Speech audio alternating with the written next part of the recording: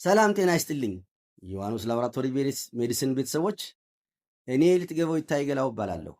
ዛሬ በቻናላችን በኩል በዕለት ተዕለት የሥራ ቆይታችን ከደንበኞቻችን በቀጥታ የሰማኋቸውንና በህብረተሰባችን ዘንድ ስር ሰደው የሚገኙትን የባህላዊ የወባ እሳቤዎች እንመረምራለን።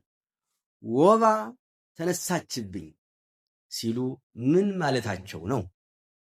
በዛሬው ፕሮግራማችን በህዝብ ዘንድ የሚነገሩትን የወባ 21 መነሻ ምክንያት ብለው የሚያስቡትን እሳቤዎች እና ደንበኞቻችን የገለጿቸውን 21 ልዩ ልዩ የህመም ምልክቶች ከሳይንሳዊ እውነታዎች ጋር እና ከሁሉም በላይ ደግሞ ለምን አስገራሚ በሆነ ሁኔታ ጉበት ውስጥ ተደብቆ እንደሚቆይ እነግራችኋለሁ። አብራችሁኝ ቆዩ። ደንበኞቼ የነገሩኝ እሳቤዎች ይሄ ከፈረሱ አፍ እንደሚባለው ነው። ይሄ ከፈረሱ አፍ እንደሚባለው ነው። ደንበኞቼ የነገሩኝን እሳቤያቸውን ነው። ደንበኞቼ የነገሩኝ ወባ ተነሳችብኝ ሲሉ አንደኛ ፀሐይ ሲቀበቅበኝ ውዬ ወባ ተነሳችብኝ ብለው የነገሩኝ ሰዎች አሉ። ጨርቅ ሳጥብ ውዬ፣ ልብስ ሳጥብ ውዬ ተነሳችብኝ ብለው ነግረውኛል። ገበያ ውዬ ወባ ተነሳችብኝ ያሉኝ ሰዎች አሉ። ለቅሶ ሂጄ ነበረ፣ ለቅሶ ውዬ ስመለስ ወባ ተነሳችብኝ ብለው ነገሩኝ። እንጨት ስፈልጥ ውዬ ነበረ እና ወባያ ተነሳችብኝ አሉ። እርሻ ሳርስ ውዬ ነበረ፣ ስመነጥር ውዬ ነበረ፣ ሳጭድ ውዬ ነበረ እና ደክሞኝ ስለነበረ ማታ ወባ ተነሳችብኝ አለ። መንገድ ውዬ ተነሳችብኝ፣ እንዲሁም ግምገማ ስገማገም ውዬ፣ ቢሮ ግምገማ ስገማገም ውዬ ነበረ፣ አሁን ወባ ተነሳችብኝ የሚሉ ሰዎች አሉ። ሽንቴን ያቃጥለኛል፣ ያንቀጠቅጠኛል፣ ከባድ ስራ ሰርቼ ነበረ፣ ዛሬ ደግሞ ወባ ተነሳችብኝ መሰለኝ ያሉኝ አሉ። ተጨንቄ ነበረ፣ አንድ ጉዳይ ገጥሞኝ በሕይወቴ ውስጥ አንድ ጉዳይ ነበረ፣ ተጨንቄ ነበረ እና በጣም አዝኜ ነበረ። በዚህ ጉዳይ ደግሞ ማታውኑ ወባ ተነሳችብኝ፣ ተቀሰቀሰችብኝ ያሉኝ ሰዎች አሉ። ከባለቤቴ ጋር ጭቅጭቅ ነበረኝ፣ ንትርክ ነበረኝ፣ በዚህ ምክንያት ተናድጄ ነበረ እና ቀጥሎ ወባ ተነሳችብኝ። ከግብረ ሥጋ ግንኙነት በኋላ ወባ ተነሳችብኝ ያሉኝ ሰዎች ደግሞ አሉ። ስሰግድ ውዬ ነበረ፣ ጾም ነበረ፣ ስሰግድም ውዬ ነበረ እና ወባ ተነሳችብኝ ያሉኝ ሰዎች አሉ። 13ኛ ሰርግ ቆይቼ ነበረ፣ ጭፈራም ነበር፣ ዘፈንም ነበረ፣ ቅራርቶም ነበር፣ ፉከራም ነበረ። ተዚያ ስመለስ ተነሳችብኝ ያሉኝ ደንበኞች አሉኝ። ድግስ ሰንብቼ ነበረ፣ ሳስተናግድም ሰንብቼ ነበረ በዛው እና ወባ ተነሳችብኝ ያሉኝ ደንበኞች አለኝ። ፀሐይ ሲመታኝ ዋለ፣ ተነሳችብኝ ያሉኝ አለ። ምግብ አልበላሁም ነበረ፣ እርቦኝ ውዬ ነበረ እና ወባ ተነሳችብኝ። ዝናብ መቶኝ፣ ዝናብ ሲቀጠቅጠኝ ቆየ እና ከዚያ በኋላ ደግሞ ወባ ተነሳችብኝ ያሉኝ ደንበኞች አሉ። ከፍተኛ ቅባት ያለው ምግብ በላሁኝ፣ ትንሽ ቆይቶ ወባ ተነሳችብኝ ያሉ። 19ኛ ቀዝቃዛ ጃምቦ ጠምቶኝ ስለነበረ ቀዝቃዛ ጃምቦ በተከታታይ ጠጣሁኝ፣ ተነሳችብኝ አሉ። አረሞ ውዬ ነበረ እና ወባ ተነሳችብኝ ያሉኝ አሉ።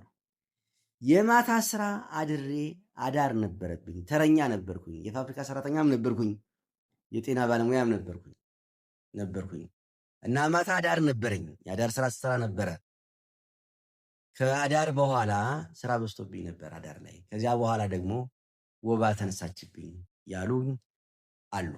አሁን ደግሞ ከደንበኞች አፍ በነሱ ቋንቋ፣ በነሱ አመለካከት እና በነሱ እሳቤ እና በነሱ ስሜት የነሱ ስሜት እንዴት የወባ በሽታ ሲቀሰቀስ ቀጥሎ የነገሩኝንና ምልክቱ ምን እንደሆነ ከዛ ቀጥሎ ከድካም ቀጥሎ ከስቃይ ቀጥሎ ከዛ ከ21ዱ ነገሮች በኋላ ሲከሰቱ ደግሞ ምን ምልክት እንዳሳያቸው ደግሞ የነገሩኝን ነው። አንደኛው ማፋሸክ ነው። ያፋሽከኛል፣ ያዛጋኛል፣ ያንቀጠቅጠኛል፣ እንዲሁም ደግሞ ያንጠራራኛል። ተንጠራራ ይለኛል። ማንቀጥቀጥም ማፋሸክም ማንጠራራትም ደግሞ አለ ብለው የነገሩኝ ሰዎች አሉ። ማጥመዝመዝ ወገቤን ማጥመዝመዝ ያሉ ሰዎች ደግሞ አሉ። ብርድ ማለት ልብስ ደርቤበት የተለያየ ልብስ ደርቤበት ያንቀጠቅጠኛል። በታችና በላይ ሰው ይዞኝ ያንቀጠቅጠኛል። ብርድ ልብስ ጨምሬበት ያንቀጠቅጠኛል። ከዚያ በኋላ ደግሞ ላብ ደግሞ ያልበኛል። የላበቱ ሽታ ለእኔም ሆነ ለአስታማሚዎቼ ሌላ ጠረን ነው ያሉኝ ሰዎች አሉ። አንዳንዶቹ የምግብ ፍላጎት ይቀንሷል የሚሉ አሉ። አንዳንዶቹ ደግሞ ምግብ ብዙ ችግር የለም የሚሉም አሉ። መድከም ነው። መጓዝ መቸገር፣ መንቀሳቀስ መቸገር፣ መድከም ብለዋል። ውሃ ማለት ይጠማኛል። በተደጋጋሚ ውሃ ጠጣለሁ። ውሃ ያሰኘኛል። ሌላው ደግሞ አፌን ይመረኛል፣ እንዶድ ይለኛል ይላሉ። እሬት ይለኛል የሚሉ አሉ። አፌን ይመረኛል፣ እንዶድ ይለኛል፣ እሬት ይለኛል። ግራዋ የግራዋ ቅጠል እንደቀመስኩ ያደርገኛል፣ ይመረኛል ያሉ አሉ። ሌላ ውሃ ሲነካኝ እግሬን ይቀዘቅዘኛል። ኖርማል ውሃ ሆኖ ግን በጣም ይቀዘቅዘኛል። እንደ በረዶ ላይ የሆነ ያህል ይሰማኛል። ሌላው ማታ ብርድ ማለት ነው። ሁል ጊዜ ማታ ብርድ ማለት ነው። ሌላው እንደ ጉንፋን ነገር ማድረግም አለ። ጉንፋን ይመስለኛል፣ እንደ ጉንፋን ነገር ያደርገኛል። አፍንጫ ይኮናኮናል፣ ድምፄ ይዘጋል፣ እንደ ሳል ነገርም ያደርገኛል። ሳልም ይመስል አልፎ ሳልም አለው፣ ትን የሚል ነገርም አለው አሉ። አንዳንዴ ሰውነቴ ደግሞ ሰውነቴ እሾህ ይሆናል፣ ይዋጋል። ሰው ሲነካኝ፣ ዕቃ ሲነካኝ፣ አንዳንድ ነገር ሲነካኝ አይችልም፣ እሾህ ይሆናል ያሉኝ አሉ። ራሴን ውጥር ያደርገኛል። በተለይ ደግሞ ራሴን እዚህ ጋር ራሴን ውጥር ያደርገኛል። በተለይ ደግሞ ሁለተኛውን ክፍል ይሄኛውንና ይሄኛውን ክፍል ውጥር አድርጎ ይዘኛል። ዣዴን ያመኛል ሳይሆን ይህችኛዋን በዚችኛዋ ሳይድ እና በዚችኛዋ ሳይድ ያለውን ሁለቱን የራሴን ክፍል ያመኛል፣ ውጥር አድርጎ ይዘኛል። አይኔን ከፍቼ አይኔን ለመክደንም ለመክፈትም ይቸገራለሁ። ለማንቀሳቀስም ለማንገዋለልም ይቸገራል። አይኔን ለማንቀሳቀስ ያመኛል የሚሉ ሰዎች አሉ። ሌላ የሽንት ቀለም መቀየር፣ ሆዴ መንቦጫረቅ ያሉ አሉ። ሻይ የመሰለ ሽንት መሽናት የሚሉ አሉ። ሲያስመልሰኝ ቢጫ ከለር ይወጣዋል፣ ቢጫ ይሆናል። እንደገና በሚያስመልሰኝ ጊዜ በጣም በከፍተኛ ፍጥነት እና በረጅም ርቀት ይሄዳል ያሉኝ አሉ። እንደገና ሲያስመልሰኝ በቅርብም ቢሆን የሚሆን አለ ያሉም አሉ። ታዲያ ለምን ስንደክም ይቀሰቀሳል የሚለውን ለምን እነዚያ 21 የሆኑ መነሻ ምክንያቶች ብለው ያሰቧቸውን ታካሚዎቹ ደንበኞቼ የመድከም ሰውነታችን የመድከምን ሁኔታ ያመለክታል። ይህ ሁሉ ከስራ በኋላ፣ ከልብስ አጠባ በኋላ፣ ከእንቅስቃሴ በኋላ፣ ከጭፈራ በኋላ፣ ከእርሻ በኋላ፣ ከቁፋሮ በኋላ፣ ከግምገማ በኋላ ከነዚህ ነገሮች ሁሉን ስናያቸው መድከምን እናየዋለን። ለምን ስንደክም ወባ ይቀሰቀሳል ብለን ካየን የሰውነት መዳከም ወይም ጭንቀት፣ የአቅም ማነስ ሊሆን ይችላል።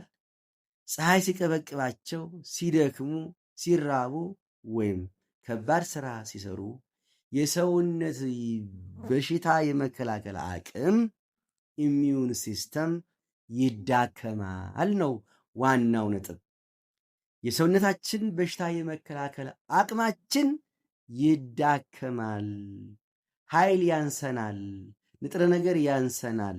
ሲርበን እና ሌሎች ስንደክም የሚፈጠረው ነገር የሰውነት በሽታ የመከላከል አቅም ወይም ኢሚዩኒቲ ሲስተም ይዳከማል ማለት ነው።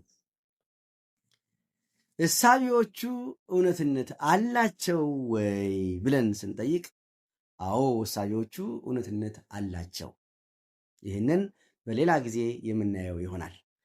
በጉበት ውስጥ ተኝቶ የነበረው፣ ተደብቆ የነበረው፣ ተወሽቆ የነበረው ወይም በእንግሊዝኛ አጠራሩ ላተንት ፌዝ ላይ የነበረው ሃይፖኖዞይት ፎርም ሆኖ የነበረው ወባ ድንገት ነቅቶ ወደ ደም ውስጥ በመግባት ወባውን ይቀሰቅሳል ወይም ደግሞ ሪላፕስ ያደርጋል። ቀይ የደም ሴሎችን ያጠቃል። በዚህ ጊዜ ድካሙ ይበባሳል፣ ሪላፕስ ያደርጋል ማለት ነው። ስለዚህ በጉበት ውስጥ ተደብቆ የነበረው በእንግሊዝኛው አጠራር ሃይፖኖዞይት ፎርም የነበረው የወባ ሁኔታ ይቀሰቀሳል ማለት ነው። ቀስቃሾቹ ደግሞ እነዚያ 21 የጠቀሷቸው ደንበኞች ታካሚዎች፣ እነዚያ 21 የጠቀሷቸው ምንን ያመጣል? መድከምንና የኢሚዩኒቲ መቀነስን ወይም ደግሞ የመከላከል ብቃታችን በመቀነሱ ምክንያት እና ተኝቶ የነበረው ተደብቆ የነበረው ወባ በጉበታችን ውስጥ ያለው ማለት ነው ተቀስቅሶ ወደ ደም ስራችን ውስጥ በመግባት ሪላፕስ ወይም ደግሞ ማገርሸት የሚለው ነገር ሲፈጠር ወባ ተቀሰቀሰብኝ የሚለው ነገር እዚህ ላይ ይመጣል። ለምን ስንደክም ይቀሳቀሳል ብለን እንደገና ስናየው እነዚህ የህብረተሰብ እሳቤዎች በመጨረሻ ሲፈተሹ እውነትነት አላቸው። ተኝቶ ተደብቆ የነበረው ወባ ተቀስቅሶ ወደ ደም ስር መግባቱን ማወቅ እንችላለን። በዚህ መሰረት እነዚህ ስሜቶችና ምልክቶች እንዲሁም እሳቤዎችን ሳይንሳዊ ስለመሆናቸው በላቦራቶሪ ማረጋገጥ ብቻ ነው። በዚህ መሰረት ጉበት ውስጥ መደበቅ ቫይቫክስ ከመከላከያ አቅምና ከመድኃኒት ለመሸሸግ። ታዲያ ጉበት ውስጥ መደበቁ ምንድን ነው? ጉበት ውስጥ መደበቁ ምንድን ነው? ቫይቫክስ ከመከላከያ አቅም እና ከመድኃኒት ከሰውነታችን መከላከያ አቅም እና ከመድኃኒት ለመሸሸግና ዝርያውን ደግሞ ለማቆየት በጉበት ውስጥ ተኝቶ ተደብቆ ይኖራል። እስከ 20 ዓመት፣ እስከ 30 ዓመት፣ እስከ 40 ዓመት ሊደበቅ ይችላል። እኔ የማውቀው አንድ ዘመዴ ወባ ከያዘችው ከ40 ዓመት በኋላ በማገርሸት መሞቱን አውቃለሁ። ስለዚህ ተደብቆ እንዲኖር ያደርገዋል። ለምን? ራሱን ከሰውነታችን መከላከያ አቅም መደበቅ ስላለበት፣ ከምንወስደው መድኃኒት ራሱን መደበቅ ስላለበት እና ዝርያውን ለማቆየት በመፈለጉ ምክንያት መደበቁ ይኖራል። መደበቁ አለ። ጉበት ውስጥ ተደብቆ ይኖራል። በዚህ መሰረት መቀስቀስ ይፈጠራል። ከዚያ በኋላ እነዚያ 21 እሳቤዎች በሚኖሩ ጊዜ የሰውነታችን የመከላከል አቅም በሚያንስ ጊዜ ይቀሰቀሳል። ድካም ወይም ረሃብ የሰውነትን መከላከል አቅም ሲያዳክመው ከእንቅልፉ ነቅቶ ወደ ደም ይገባል። አድማጮቼ፣ ተመልካቾቼ ዛሬ ያቀረብኩላችሁ ህብረት ደንበኞቼ ወደ እኔ መጠው የነገሩኝን የተሰማቸውን ምልክቶችንና እሳቤዎችን ሲሆን በሚቀጥለው ደግሞ ሳይንሳዊ የወባ መነሻ ምክንያትና ሳይንሳዊ ምልክቶችን በሚቀጥለው ሳምንት እቀርባለሁ። የዛሬውን የትምህርታችን ርዕስ በዚህ አጠናቅቃለሁ። በሚቀጥለው ቪዲዮ እስከምንገናኝ ድረስ ጤና ይስጥልኝ። ሰላም።